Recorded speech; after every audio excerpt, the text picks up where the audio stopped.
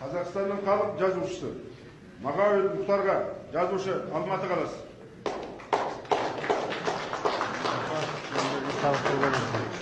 Мемлекеттік сыйлықта сізден алған. Иә, білем ғой.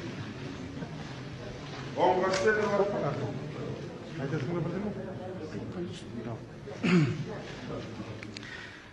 Биік мәртебелі республика президенті, құрметті қауым, бүгін ұлыстың ұлы күні.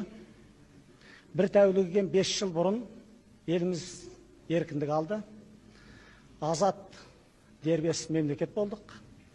Алғаш күндері келесі жылға дейін не болады, алдағы күндер не болады деп ойлаушы едік. Міне 5 жыл өтті, елдің іргесі бекіді, мемлекетіміз бүкіл дүниеге танылды.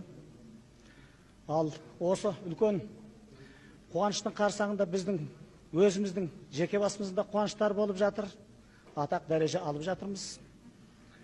Мен жазатын адаммын. Жазушының міндеті барлық уақытта біреу-ақ жазу, мүмкін болғанша жақсырақ жазу. Ал енді осы уақытқа дейін аянбай жазған болып келдік.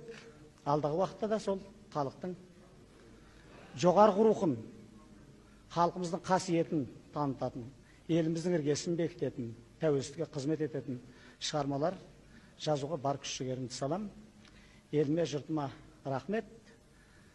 Мынау шаңырақ барлық уақытта биік болсын.